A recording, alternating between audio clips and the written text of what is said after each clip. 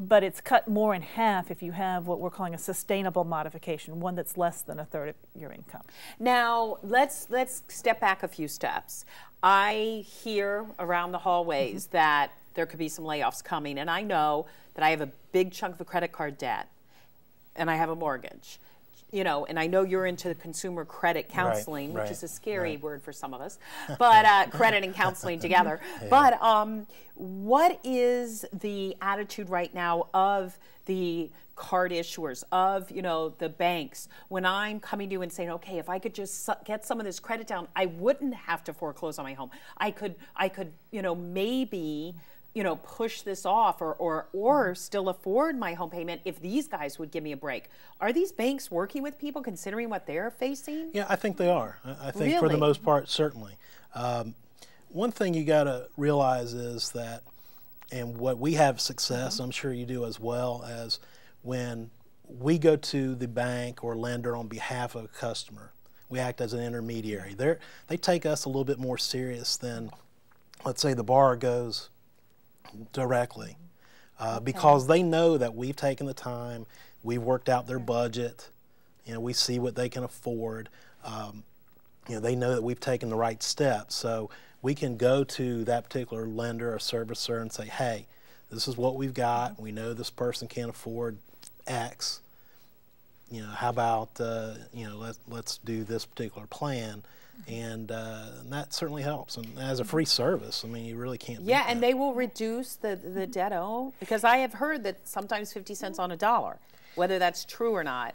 I think as far as balance reduction, I haven't seen too much of that. Okay. I mean, it's more or less trying to get the payment affordable by either lowering the interest rate or extending the term. Maybe waiving some late fees. I think the other thing that often counselors know is who to talk to. And so many times people get in this frustrating. There's actually on YouTube a congressional office that's spending 2 hours trying to get on the line with a mortgage servicer.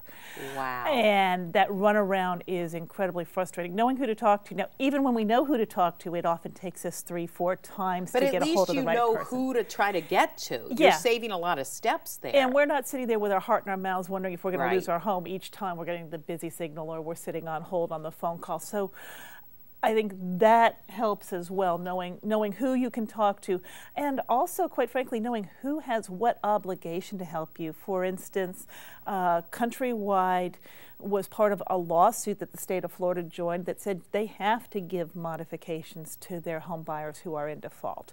Banks who took TARP money have to offer loan modifications to people who have unaffordable loans that meet certain criteria.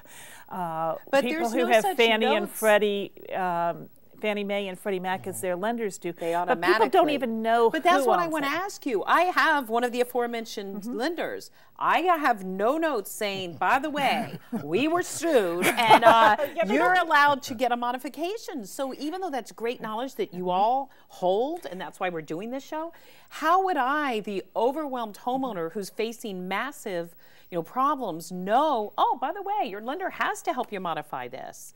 Just education? I mean, how? Yeah, unfortunately, that's the way they're going to know. I mean, to get that education. Yeah. I mean, we hope the media gets involved, obviously, but certainly if they go to a HUD certified counselor, we're going to give them their options. We're going to let them know what they can. And there are some lenders that will say, yes, we have this, and some lenders have been approaching people. And the latest thing I've heard is actually some lenders have been checking at people's houses, and we've had people call us that were kind of freaked out about that. The reason is that modifications under this new program have to be offered to people who are living in their houses. So there's people that are checking.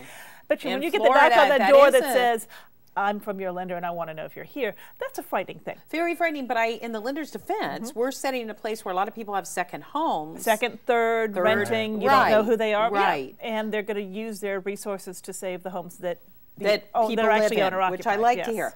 Now, I promise that the last few minutes here, we will talk positively. While this is horrible for people who are losing their homes, if you are a first-time home buyer and you've saved and you've been financially responsible, there are some serious deals out there. The stimulus offers you $8,000 to buy a home to get you know, obviously the economy going. What's a tax credit? Plus a tax credit. It's tax credit afterwards. So I want my director to hear this because he's a first-time home buyer looking. So I know through him that there are a lot of deals and there are a lot of programs. How do people make sure that they don't get caught up in what's happening now if they're a first-time home buyer? The same thing that we're saying about the foreclosure you want to do before you buy a home. Talk to a HUD-certified housing counselor so that before you're talking to somebody who's trying to sell you something, you've talked to somebody who's looking at your best interest and saying, how much can I afford? What do I need to do before I get this loan? Get a copy of your credit report. 1 in 3 credit reports have errors on it. All it takes is somebody hitting the wrong Social Security number to get their information on your credit report. So find it out. You can get it free at annualcreditreport.com, which is through the government. You can work with a counseling agency like either one of us to get it. But find out, is it there? Is it accurate? Are there things you need to take care of? Okay.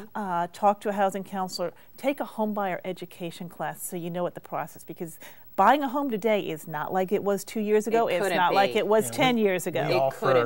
We offer a 6-hour class. And it's well worth the 6 hours. Well worth it. Yeah. It's free.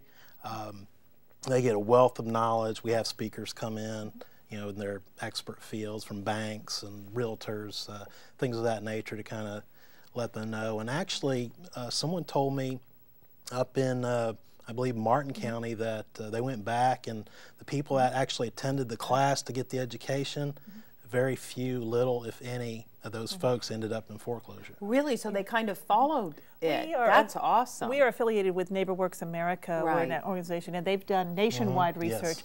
And first-time home buyers who received counseling, who receive education, have a much lower default rate because they knew what they were getting into. They understood their mortgage documents. I actually had some people come back and say, you know, I didn't take your counseling and your process because I thought it took too long, and now I'm in foreclosure and I wish I had. Really? Yeah. Like, you explain all those documents because those are quite overwhelming when you're just signing them away there with all your money, you know, your big check sitting there. And if somebody can't explain that document to you, don't sign it. Trust me, in this market, they'll wait till you understand it.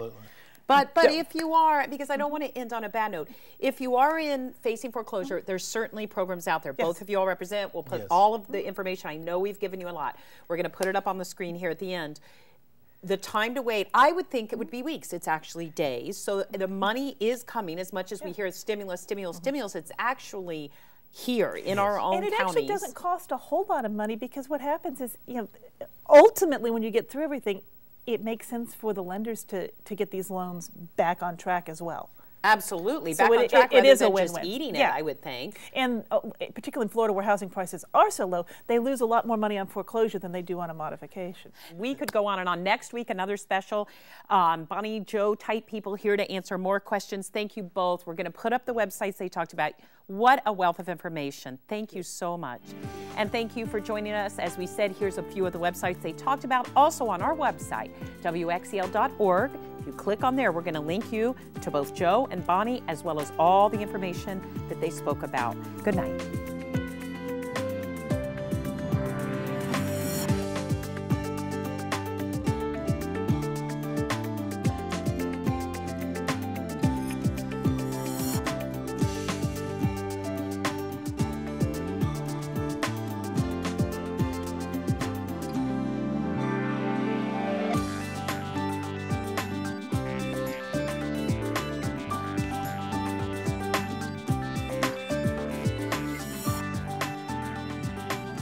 Find help by dialing 211 or by logging on to 211palmbeach.org.